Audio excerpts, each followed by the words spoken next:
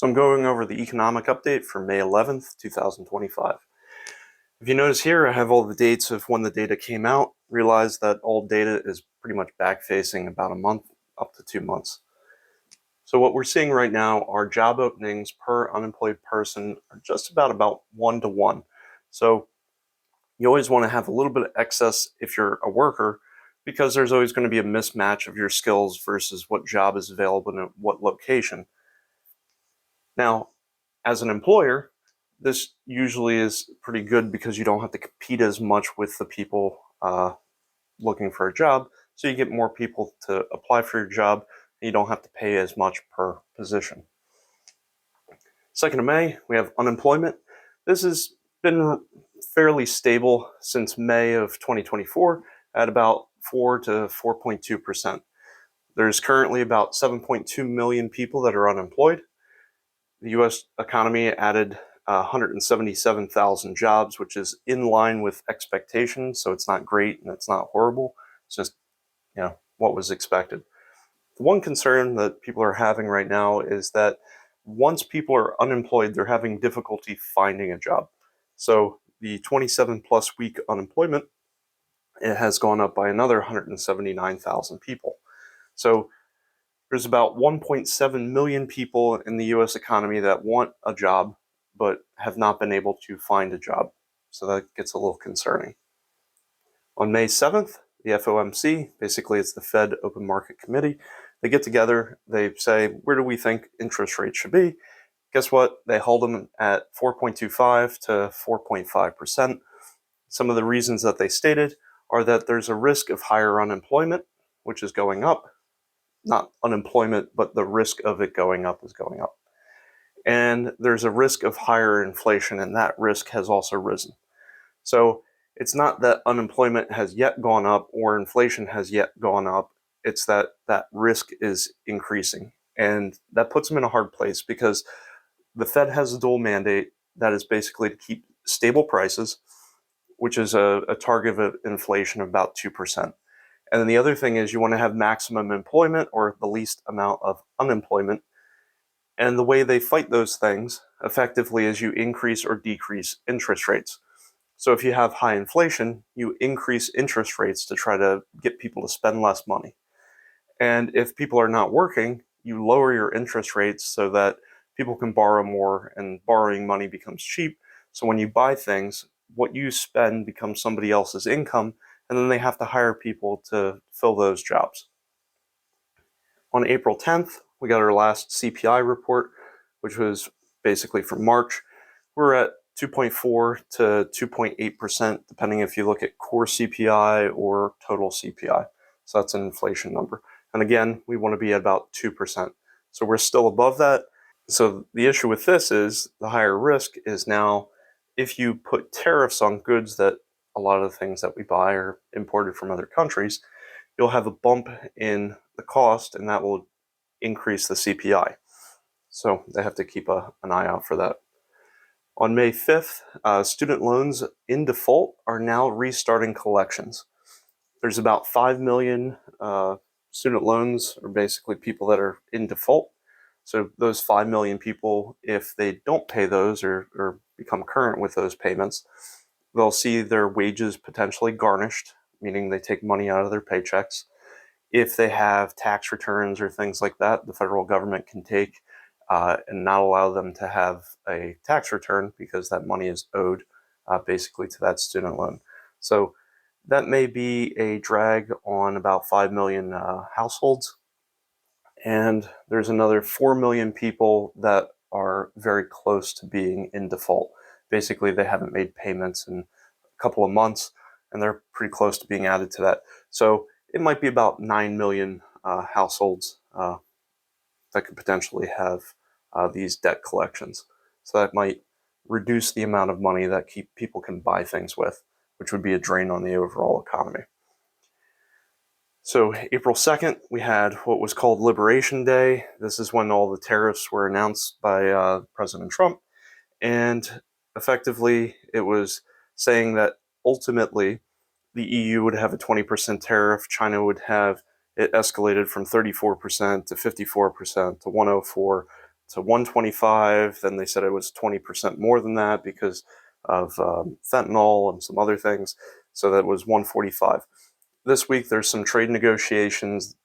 Trump is saying maybe we can lower this to 80% tariff. But if you look back during his first presidency, it took almost a year to actually have any negotiated deal with China. So I do not expect him to actually have a deal with China and have agreement between both sides anytime soon. It's going to be several months, in my opinion. Japan at 24%, Vietnam at 46%, South Korea at 26%, Taiwan at 32%, and India at 27%. I thought it was interesting. Apple flew about 600 tons of products right into the US from India just prior to the tariffs to avoid the additional cost. And that will give them, maybe a month or two of inventory until things can get settled out or they have a better idea of what's going on. They're also looking at, if China is heavily tariffed, they may start moving a lot more of the US products manufactured in China, have those be manufactured in India. In effect, on April 5th, there's now a 10% tariff on pretty much most imports outside the US. If not, you may have some higher tariffs. And there's some exclusions, but there's too many to name, and everything's changing day by day. We were supposed to have, on April 9th, increased tariffs up to these amounts on all the named countries. Then, about a day before that happened, Trump decided to just pause this for 90 days. That effectively puts this now in July, except for China has the tariffs. All the other countries are at 10%. It's interesting to note, if you look at imports from China on a customs basis, in 2018, we hit a peak at about $52 billion. And in 2025, in March, we're now at $30 billion basically per month of imports.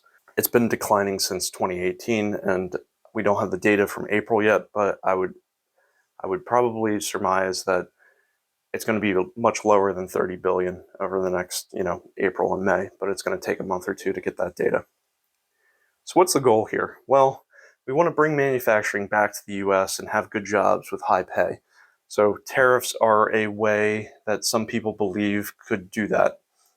It would at least make components made from outside the United States more expensive, so that more expensive US labor will be closer on par, and then people will basically pay higher amounts for imported goods, but they could choose to pay for goods in the US, and they would be about the same price. So if one has better quality, or you like to buy things local, and it's the same price as something that's made from overseas, most people will choose, if on the same price basis, will buy something that's local. Some of the consequences with this, well, we're going to have a trade war. Other countries ramped up their tariffs on us, such as China has 125% import tariff on the US goods, which makes US goods pretty much, they can't buy them there for the most part, except for if you're extremely wealthy. And all prices basically are going to start going up because you're removing competition. You're putting an artificial barrier to goods that are coming in that may have been cheaper. So it's going to increase prices. The last time we did this, there was a Smoot-Hawley Trade Act back in the 1930s. The United States saw a reduction of about 66% of all trade that we had with other countries. It's going to make it very costly to trade. Some things just don't make sense if you put a tariff on it. For example, the United States, let's say you have corn and soybeans and pork products. So we produce a lot of those goods here. We do it very efficiently, and we ship them around the world with the excess that we produce. And we're good at producing those things. So we trade our excess with them. And then other countries will have like coffee, chocolate, bananas, mangoes, but that needs a specific climate that the United States doesn't really have. So even if you put massive tariffs on coffee, chocolate, like cocoa beans, I should say, bananas, mangoes, things that you would grow, you're not really going to see a major benefit because you're not going to automatically see banana plantations in the United States just popping up. We're not going to grow those.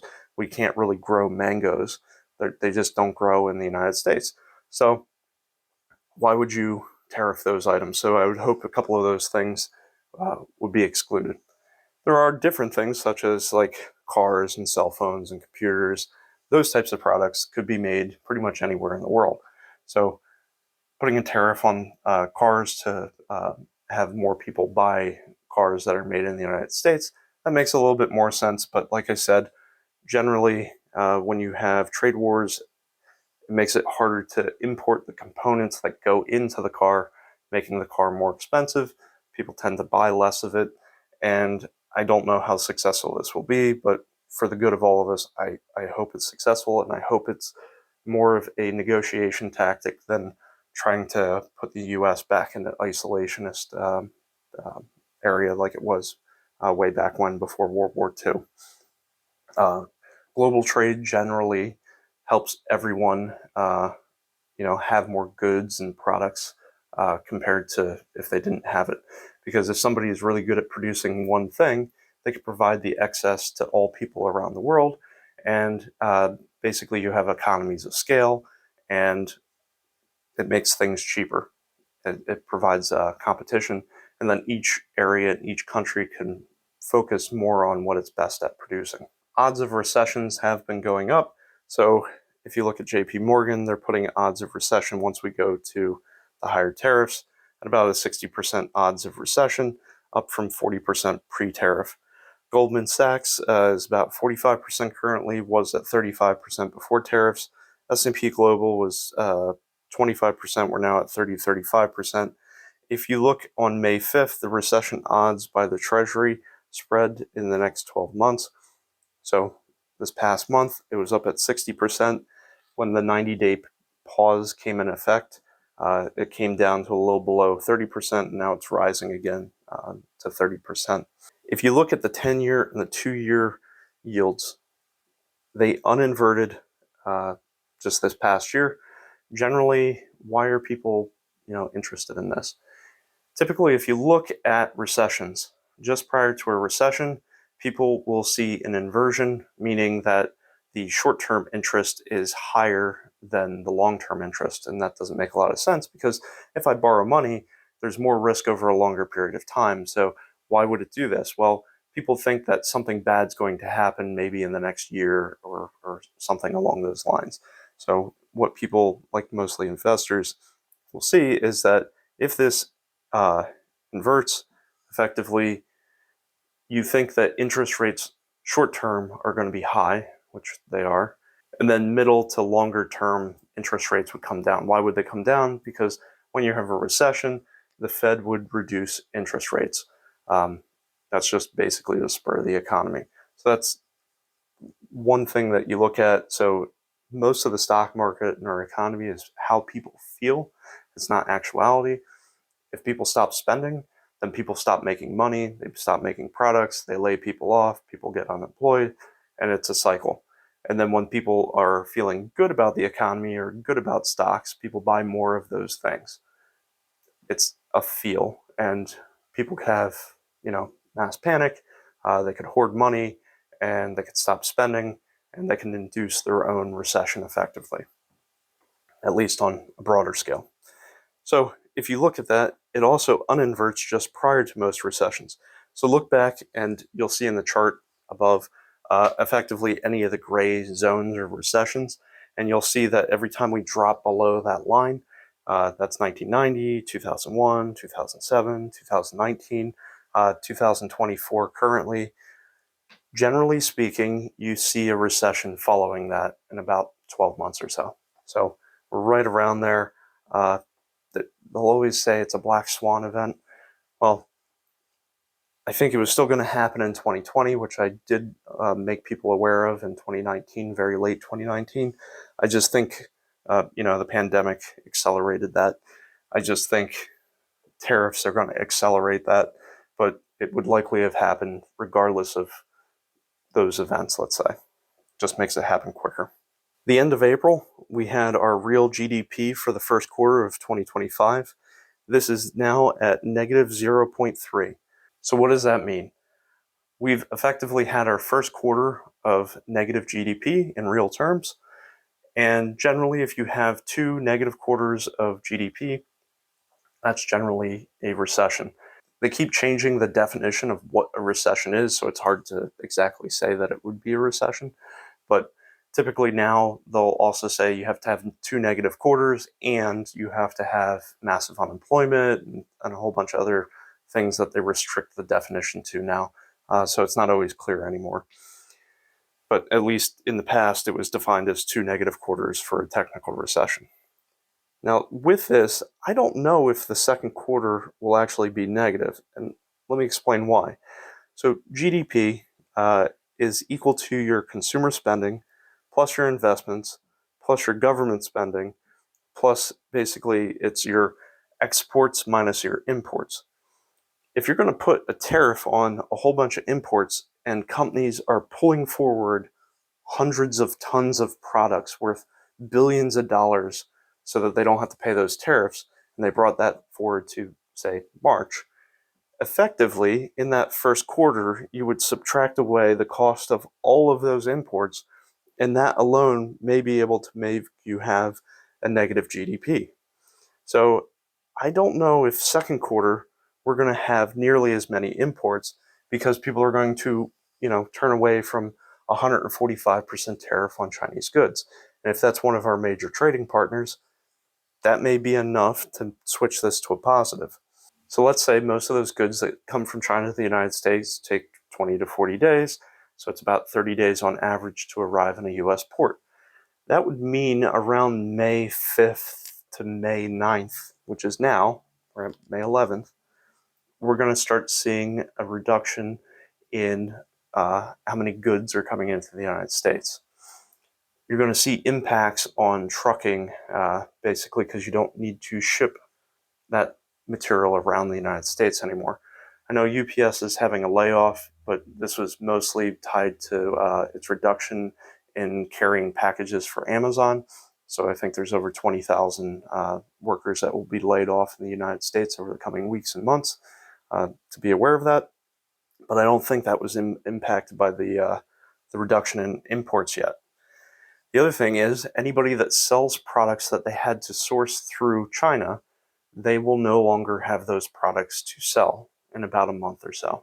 Generally, the US keeps an inventory of items that we've bought from overseas of maybe like 1 or 2 months. So what you may see is that, okay, a month past April, now it's May, you stop seeing a lot of things being imported.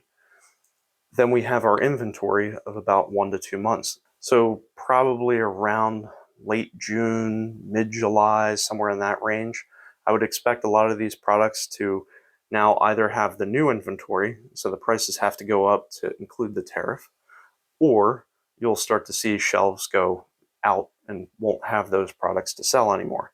So one of those two scenarios will likely happen. So that being said, if those companies don't have those products to sell to customers, they can't make profit on those items.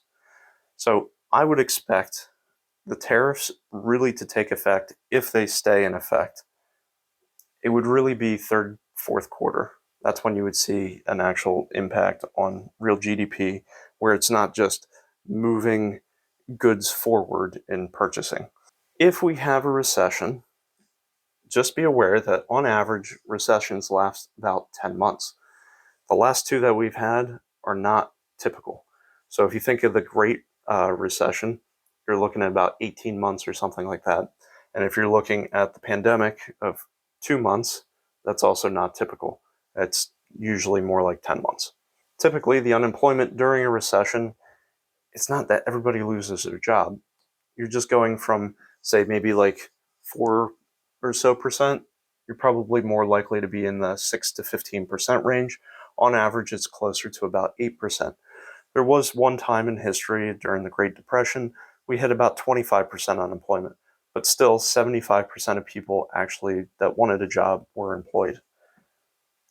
So if you think about that with the average, that means about 92% of people would stay employed. It's not a sweeping thing that everybody gets laid off. If you get laid off, it sucks. I'm not going to downplay that, but for the vast majority of people, they'll be okay. So what am I doing with this? I'm still dollar cost averaging, buying the S&P 500, buying international stocks, and buying some bonds now uh, every time I get paid. I'm not going to change that. Whatever happens today, I'm not too worried about because my retirement is not next year. It's not next month. It's not, 5 years or even 10 years from now. I'm looking at retiring maybe like 20 or something years from now. So I'm not worried about that. Over the long term, it'll work itself out in most cases.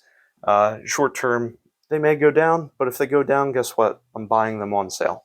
It's basically like toilet paper. If toilet paper goes to half price, I don't go and take all my toilet paper and try to sell it as quick as possible. I go, hey, it's half price. I'll just buy twice as much this week, and then I won't need it when it goes up in price. So that's how I look at it. The other thing you might want to do is check the warn notices. If you're not aware of this, every state in the United States has something called a warn site. Check where your employer is like headquartered and the state that you're in. And if they're laying off 100 people or more, they have to give 60 days notice to the government that they're going to lay people off. Part of the crazy thing here is that if you notice some of these, they're saying wave one, they're laying people off in a certain month. A couple months later, they're going to lay more people off. And say even in December, which is months away from now, they're already telling people you're going to lose your job. So if I worked at that site and I saw those notices, I would say, maybe it's time for me to get my resume together, start talking to some people and look for another job somewhere else. That's food for thought. And if I don't see anything like that, maybe I breathe a little easier for the next couple of days, month, 2 months, and I'll check back every month or so. The other thing you want to do right now is if you don't have an emergency fund, start putting money aside just in case there is a layoff. Something happens, your car breaks down, your roof has a hole in it. Who knows what happens? You get hurt, kid runs out, breaks an arm. You want to have some money set aside basically to cover those expenses. And if you lose your job, you don't want to be panicking about losing your house and everything on top of it. So what I would suggest at this time is having a 6-month emergency fund, basically to cover all necessities that you have, bare bones, whatever that might be. Right now, I'm holding about a year's worth of emergency fund. Generally speaking, I suggest at least 3 to 6 months. And that means if I lost my job, I don't have to work for a year. I can pay my bills. I would cut back on a lot of things immediately, but it would give me time to go find something. Because remember, it might take 10 months to go find something. And right now, it's taking people more than 6 months to go find a job. The other thing I want to point out is if you need the money that you have saved in the next 5 or less years, they should not be invested in the S&P 500, international funds, or anything in stocks. The reason being is that they fluctuate a lot. And if you need that, you don't want to pull it out when it's worth half as much. And anything I don't need in the next 5+ years, 10+ years, or whatever, I invest all of that into basically stocks and things like that. The reason why for the long time horizons I'm invested, generally over a long term throughout history, the S&P 500 has returned approximately about 10 or 11% year over year on average, but it has some years where it loses 30% or goes up 30%. So I don't want to have to use that money and pull it out when it's lost 30% that year. All investments carry risk and can lose value. Prior performance has no guarantee of future performance. And when people see the stock market or whatever go down 30%, they panic and they sell at the lowest they could possibly sell, generally speaking, because that's the money that they need in the next couple of months or years, and that money really has no place to be invested. Investments are long-term. Trading is gambling, and it's risky, and it's a short-term thing. So I don't invest in basically these stocks unless that money is not needed in the next 5+ years. I want to be able to give it a chance to grow. If I'm going to be pulling it out this year or a couple of months or next year, I really shouldn't have that money invested. And a personal thing for me, in the past, I had, say, a little bit over $250,000 invested in the stock market. I was looking for a house, but it took me 5 years to find a house. But when I was getting ready to buy a house, it should have been invested in anything. It should have been something in more of like CDs or high yield savings or something along those lines. Because what happened is I bought my house in 2022, and it was when the Fed decided to raise interest rates and Russia and Ukraine had their conflict and all kinds of things. And I watched my stock portfolio effectively go down about $30,000. It was still worth more than what I put in, but you don't want to have to, see $30,000 just disappear when you need to sell it because you need to put a down payment on a home. So you don't want to be in that situation. You would much rather have that in, something that's FDIC and doesn't lose value, and or at least is covered by the federal government insurance. Well, thank you for watching. Please subscribe. I cover a lot of topics such as how to make more money, how to save, how to invest, and how to form businesses. I'm an entrepreneur and I like to solve problems. Hopefully that gives you a chance to understand what's going on in the economy. And if you look at some of the other content on the channel, I'm looking to help. Everything I have is free of charge, so utilize it as best you can. Thank you for watching and have a great day.